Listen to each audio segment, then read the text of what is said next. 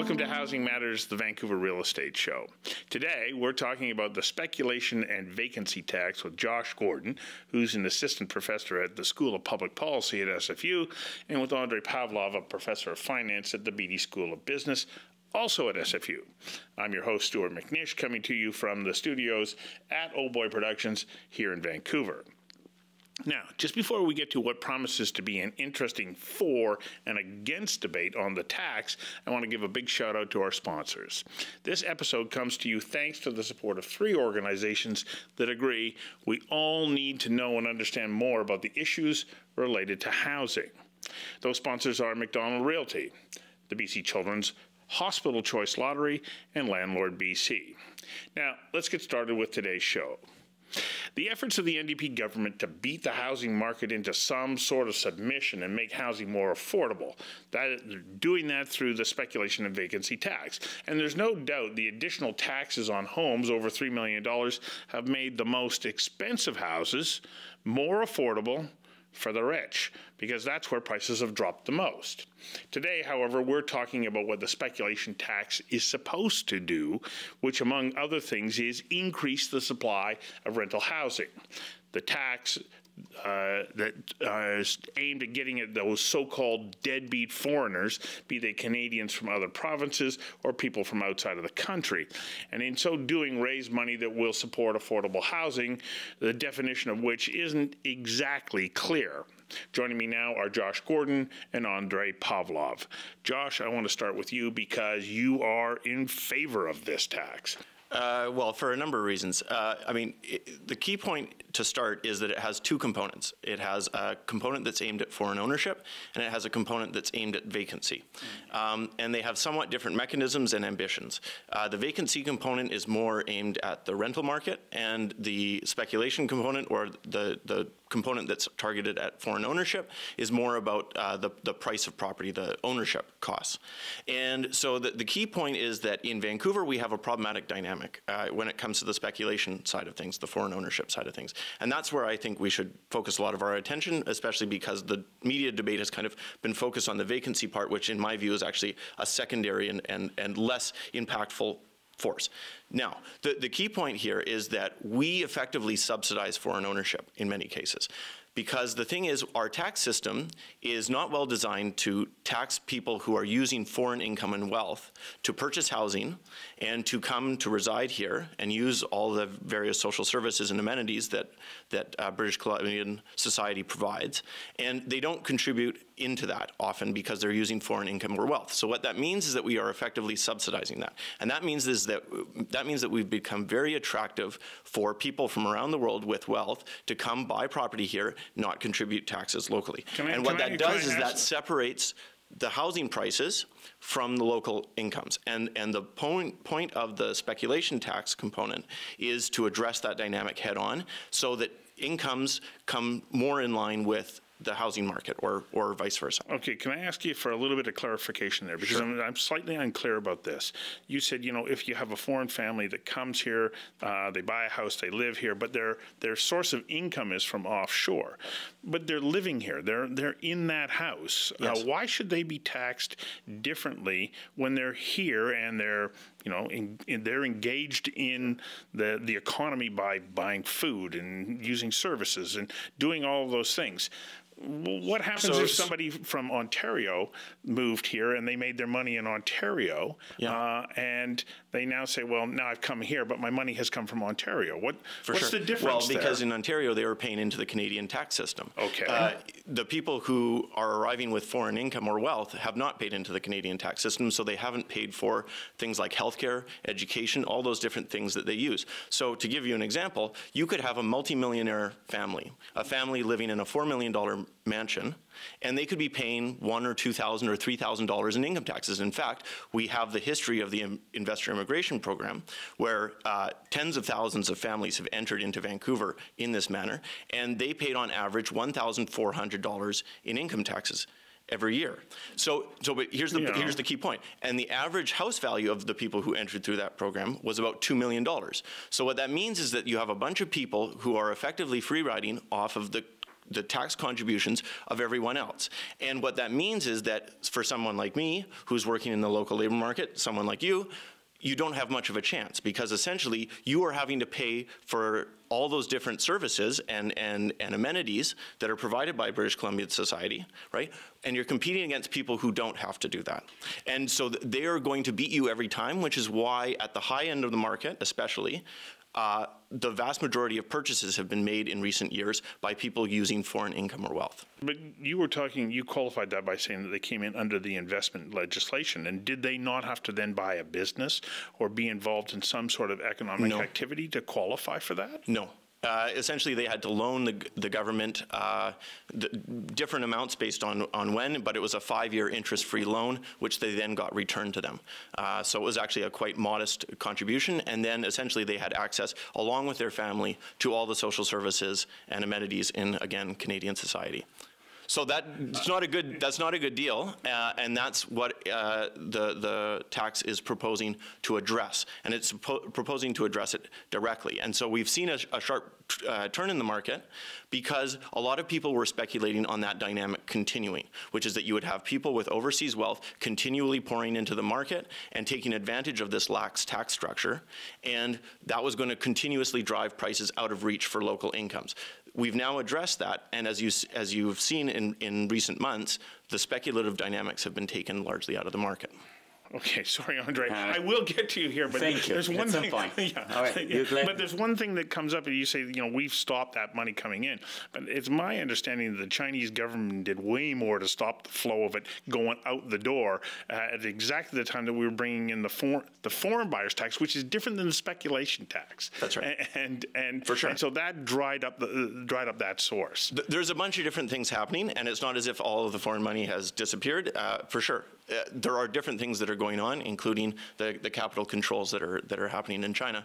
So it's not one thing, but it clearly has had an impact if you look at the data in terms of turning around a number of markets. If you look at like Langley, the amount of inventory, it has rapidly shot up, and that suggests a change in the speculative mindset that has been associated with our market. Okay, Andre, over to you. Okay, your reaction to the tax, what you see its objectives being, and are they being met? Sure, happy to answer that. But before, can we talk a little bit about that $1,400 tax that foreigners are paying? Sure. Because that number has been floated around by many people, and it's a Government of Canada figure. Yeah, but I think it's highly, highly misleading. Because that same document that listed the $1,400 income tax paid, listed a couple of other numbers. So number one, it said people who came under the investor immigrant program have over $400,000 of corporate income in Canada. And then those that don't have corporate income, don't have incorporated business, their income is about gross income now. It's about $180,000 or so. So it's not that these people are not working, and it's not that they're not making money, it's just that they're not paying themselves. So for the unincorporated businesses, sure, they have revenue, huge costs, doesn't leave much to them. Great, right? That means they're hiring locals and buying equipment. The incorporated businesses, that's $400,000 of profit, right? So why does that not translate into income tax? Well, pretty simple. They choose to keep the money in the business. And, knowing my little interaction with foreign people in general is mostly based on foreign students in my classes. And they're incredibly hardworking, and they are very much forward-looking, long-term. And I totally can see how someone like that may choose to reinvest in their business than pay themselves to go shopping at Walmart. There is very little evidence for this claim that there is a lot of local economic activity that's being done by people who arrive through the investor immigration program. That is simply inaccurate. Well, those two numbers are there, right? So $400,000 corporate income. No, there's no way that is the typical pattern. Not even close. That's average. No, that's just not accurate. Okay. We can go and we'll have to now analyze the document. We won't bore you with that, but I can promise you that the amount of income taxes being paid, the amount that are being given into the Canadian Treasury or the British Columbia Treasury are very limited.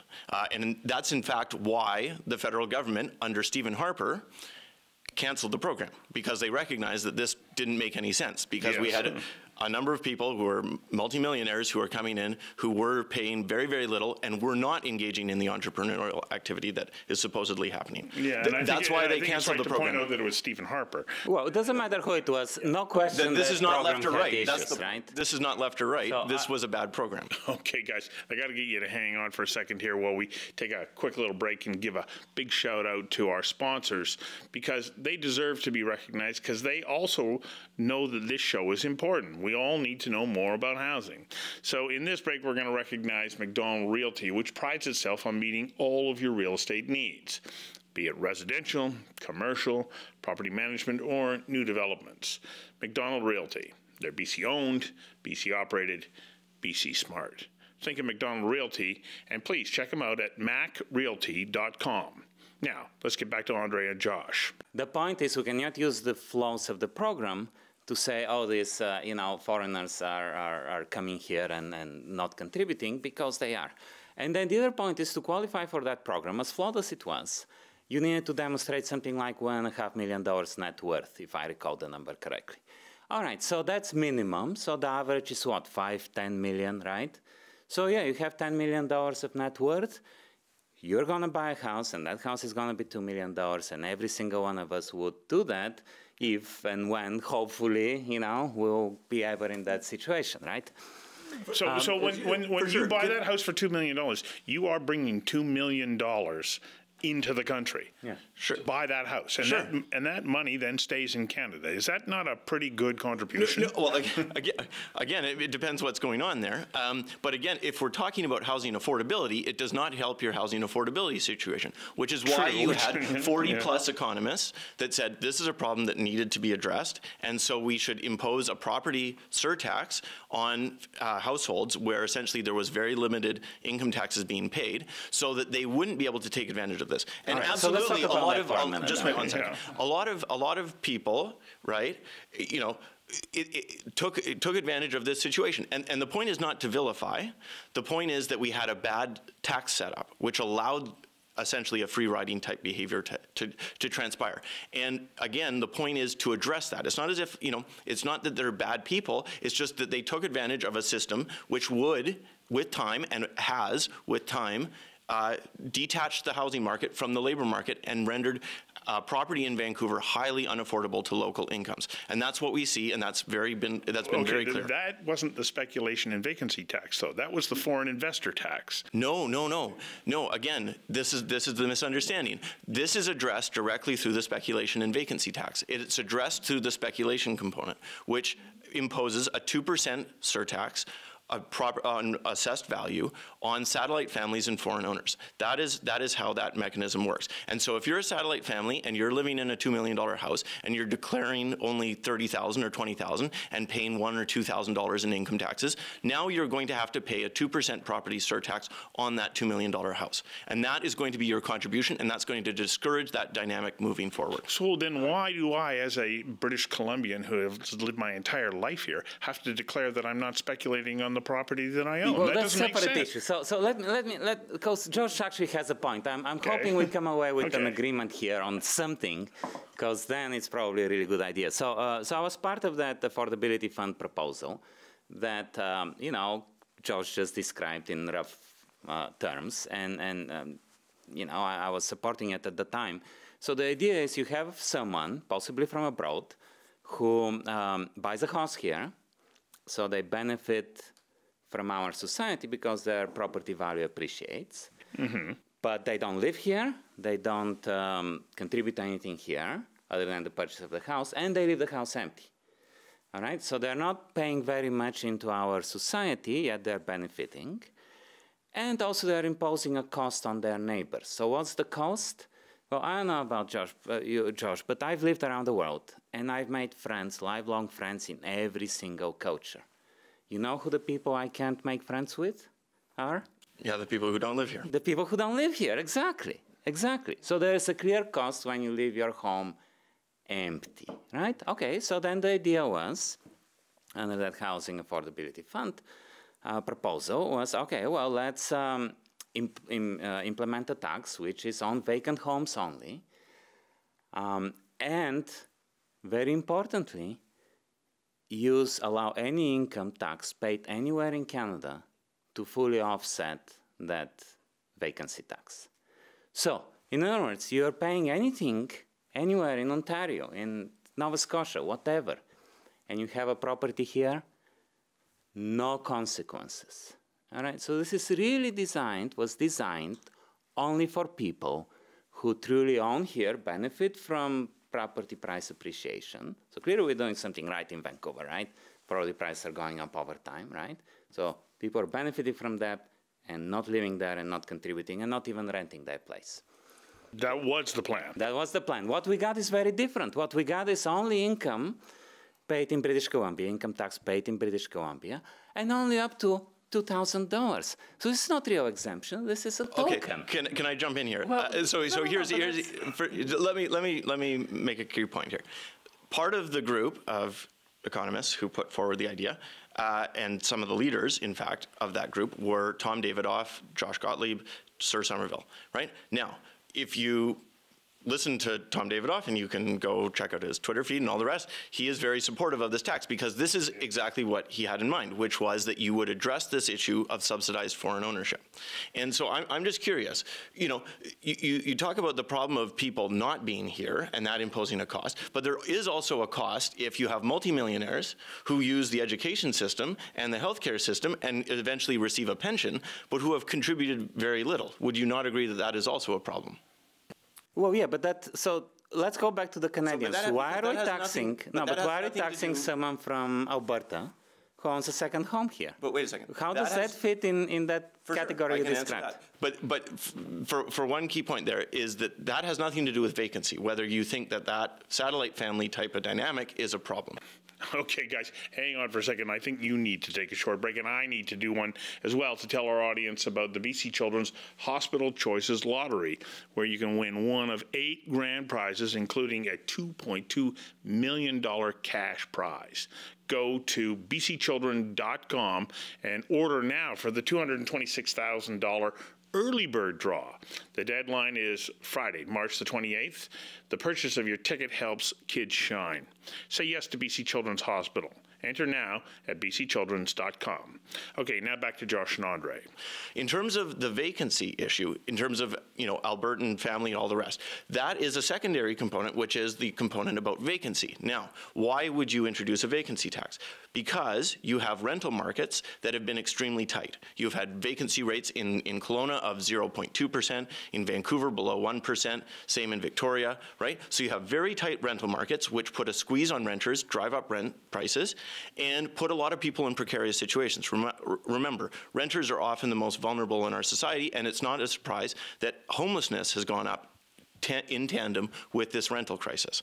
And so what the government did was it said, while we're building, and in fact we're building record amounts at the moment, while we're building, we want to address the rental crisis by putting vacant units back into the rental stock. And we want to encourage that to happen. And that is what the vacancy component is trying to do. It is trying to encourage empty homes back into the rental market so that you ease pressure on the official vacancy rate in terms of the pressures on rent prices. So, right, so Josh has a point here, okay. Which is, you know, sure, we have been constricting supply artificially for a number of years, and because of that, we have the lowest vacancy rate imaginable. That's not just because of empty houses. There's a whole host of reasons. No. This is because our beloved city governments are really sitting on thousands and thousands of applications. But that aside, it is what it is.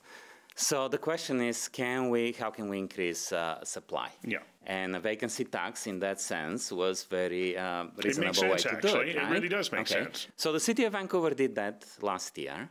So they counted 10,500 empty homes before they introduced the Vancouver vacancy tax. And, you know, as far as taxes go, I thought it was actually pretty well thought out implementation.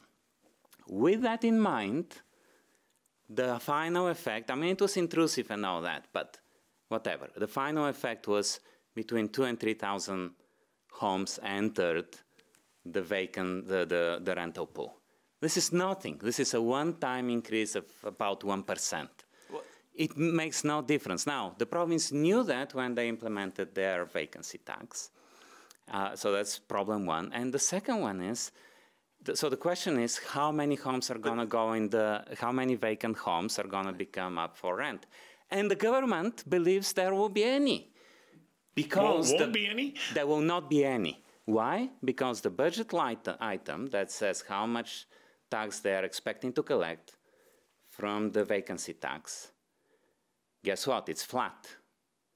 It is flat year over year over year. So the government does not expect. No, but that doesn't mean that there aren't. If the vacancy tax forces people to rent, then that budget item should be going down year over year over year, and quite substantially. Potentially. But it's not. No, but wait. It's flat. But wait. So first of all, that's an estimate, so we don't know what's going to happen. The second thing is that doesn't take into account the adjustment that happens in anticipation of the tax, right? So there are rental units that enter, or empty units that enter into the rental market before the revenue begins to be collected, right? And so that claim that you're making doesn't take into account the effect of that initial impetus of properties into it. Good idea. Now, but here's the other thing. Here's the other key point. When we're talking about the City of Vancouver empty homes tax, we're only talking about one municipality out of many, right? So if you had a couple thousand in a number of different municipalities that were encouraged back into the rental market, that would help the rental market. And in fact, we are seeing that rental prices are now starting to plateau and now starting to come down somewhat in some areas. So again, you are seeing some relief on that front. And so that's what you're trying to achieve. Now, is it going to be sufficient? I'm not sure, right? I think it's going to help. And that's the point, is there's a bunch of different things that we need to do, and it's one thing that helps. Right? But it doesn't help. It actually goes the opposite way.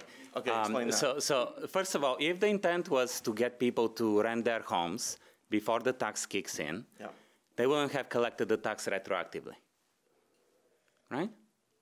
Because the legislation was voted in 2018. Yes, the legislation was announced. Yeah, but you're allowed February 2018. If you have 3 months of rental in the first year in 2018, then you are exempt.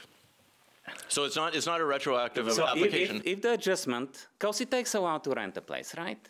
So if the idea is, okay, well, let's get all these people to rent with this new tax, then the implementation should have been in 2020.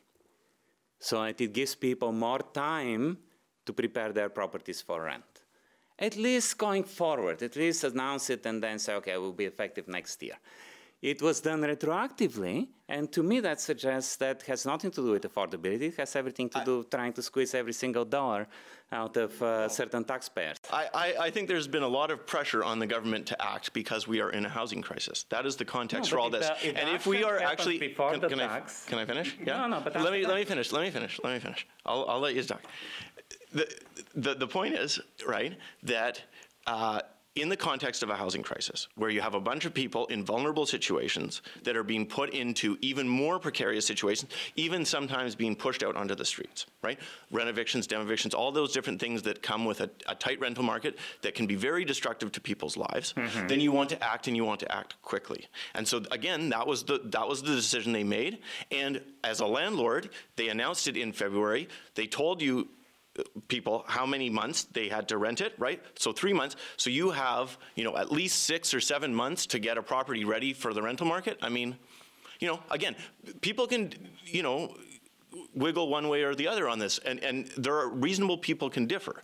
But to the extent that you actually think of this as a housing crisis that is affecting a lot of people in a very serious way, right? And again, there's a big class bias to this discussion, I got to say, right? We don't often hear from renters, and that's a problem in this debate. But the point is that those people have been put into vulnerable situations often, and so you had a government that wanted to act and act quickly. And so putting it off to 2020 is not going to help them. I can't help but feel, though, that the efforts in the City of Vancouver that we see now with the construction of temporary modular housing, which are going up fast, and they are really meeting that need, is a much better way to direct our efforts than spend so much energy on a speculation tax. Well, why can't we do both? Well, you're saying we can't walk and chew gum? That's a really good question. Why can't we do both?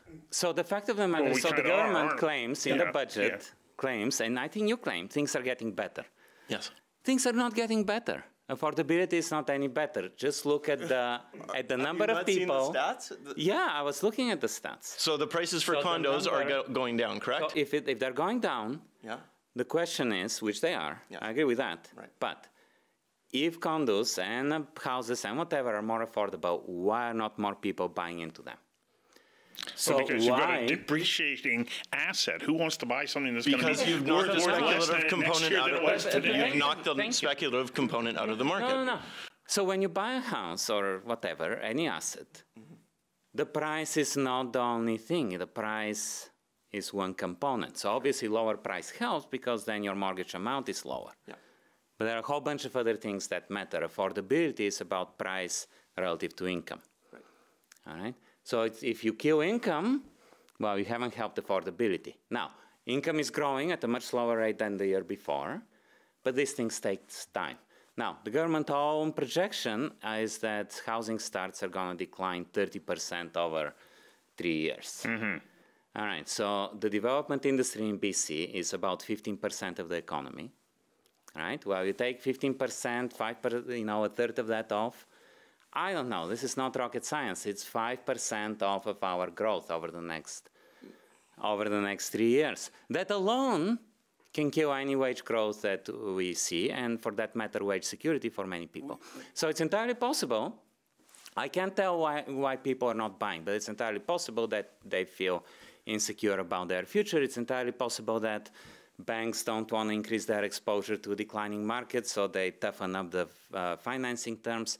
I don't know. The fact of the matter is, a hell of a lot fewer people are finding homes today in January 2019 than they were in January 2018, than they were in January 2017. There are less sales, but... Yeah, but that's the criteria. How many people are getting into homes? And it's not like vacancy. No, that's not for the rent criteria is at either. all. Absolutely. You could have very high sales, and in fact we did, and rapidly appreciating prices. And that's not helping your affordability, right? So by your metric, if sales is the standard and people buying houses is the standard, and that's what we want to encourage, then 2016, 2017 were wonderful. Okay. And we don't have a housing crisis. So the problem, what you're saying is, you can have very high sales in the high-end market. It's not local people who are doing that. Who cares? That's not a measure of affordability. Okay, that's a fair point. Let's look at the entry-level apartments. So go to outlying areas that are relatively cheap. It's still expensive, but relatively cheap for Vancouver, like $300,000-$400,000 condos, right? Yeah.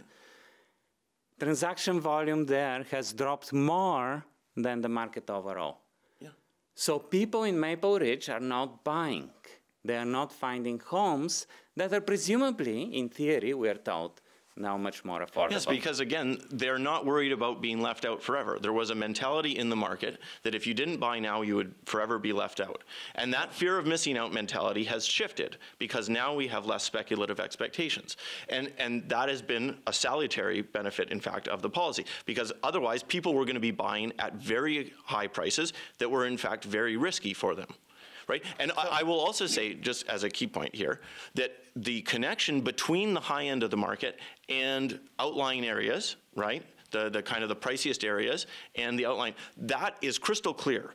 It's a ripple effect. You have the high end of the market that was driven up, and then that drove up prices across the market. And I know you believe that because you wrote research for the government of BC around the foreign buyers tax. I agree with that. Okay, guys, one last break. Give you a chance to towel off here for a second, because this time in this break I want to bring your attention to Landlord BC. If you own or manage a rental property in BC, you'll want to know more about Landlord BC, an organization that supports owners and managers of all types of rental properties, from single units to multiple apartment buildings. They're on hand to make your job easier. Learn more at landlordbc.ca. Now, let's get back to this very spirited exchange between Andrey Pavlov and Josh Gordon. Okay, guys? The question then still remains, why are those people not buying? I can't speculate. I can speculate. I don't know why people are not buying.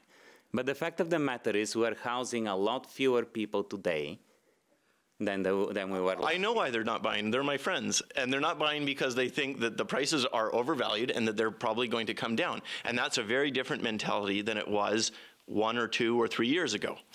Yeah, but so affordability hasn't improved. We are not putting people into homes. Okay, we're going on and on, and we're going round and round in circles. We're drawing in a wide variety of different topics. I don't know that we've settled whether or not the speculation tax actually is going to answer all of our issues, that is going to make housing more affordable. Maybe it will in some areas, and is affecting markets in adverse or unintended ways in others. And I think that this is, one of the challenges always when you enter into a market that is so complex, which housing is. There's rental, there's ownership, there's foreigners, and so many different levels. Once you start to play with that market, it has effects, and people individually respond. I think that what you're saying, Andre, is, okay, why aren't people buying that condo? Because they're going, well, if I buy it for $330,000 today, and it's only going to be $285,000 in a year and a half from now, I think I'll wait. What about the people who are in between? What about the people who own? And on and on and on. So the government has made I know you want to wrap up, but the key point here is, was the status quo working? Was the status quo working in terms of affordability? And the answer is very clearly no. We have the most unaffordable housing market that Canada has ever seen, and it developed that way over a course of years, and we now have a government that's addressing that. So let me come back to you. Is the status quo at the moment working? So first of all, so George is correct that clearly the market was not affordable. True. Except the reason it wasn't affordable is that we've been constricting supply year over year over year for a decade or more. Again, no evidence of that. Absolutely. No evidence of that. We have had the highest level of building. There has been no slowdown in construction over the past few years. In fact, there has been a dramatic ramping up. But it's been always highly insufficient. So last year was the first one that we had relatively higher construction volume, okay? And now we're going to go back to sort of the long term or even less, which was highly insufficient. So you constrict supply, prices are going to go up. That's what's going to happen. Was there a decline in new construction, in new units coming on the market in 2015, 2016, 2017? Was there a reduction relative to the historical average? I think they were about the same. There was a big jump. What I know is that there was a big jump last year, which I welcome very much. Yep. I said many times, finally we're building it. Well, not enough, but getting closer to it. Fine, but we still have a decade of shortage to make up for. So we need a decade of this construction boom. Prices were not exploding. Prices were not exploding in 2012, 2013. They exploded in 2014, 2015, coincident with a massive exodus of capital out of China. And that had a dramatic effect on our market and affected it. So no one's saying that foreigners didn't have an impact. But the driving force, really, well, for both, I mean, sure. Foreigners, I've said that, foreigners had an impact, no question. But a big issue is the supply constraints that we impose on ourselves. Okay, let me wrap this up. Yep. Final question to both of you. Is the speculation tax working? Absolutely not. We should drop it immediately. Josh? It is working. It's working. Well, there we agreed on very little. Thank you very much for coming in and joining me for this very, very lively conversation about what is something that I think is going to be discussed, and it will probably be refined and adjusted over the years, because you can't come out of the starting gate with a complex situation like this and have the complete answer. That wraps up today's show. Now, just before I sign off, I want to encourage you to take in a couple of other Vancouver Sun and Province podcasts. The first is White Towel, hosted by Paul Chapman. Paul and a series of guest hosts bring you everything you want to and need to know about the Canucks. For all you news junkies on things political in Victoria, you're going to want to tune in to In the House, hosted by Mike Smith and Rob Shaw. I also want to give one more shout out to our sponsors. This episode comes to you thanks to the support of 3 organizations that agree we all need to know and understand more about the issues related to our housing. Those sponsors are McDonald Realty, the BC Children's Hospital Choices Lottery, and Landlord BC. Thank you for tuning in on Apple Podcasts, thevancouversun.com, theprovince.com, and on the Vancouver Sun's YouTube channel. And be sure to subscribe, because you don't want to miss an episode. I'm Stuart McNish. Thanks for joining us on Housing Matters, the Vancouver Real Estate Show. See you next time.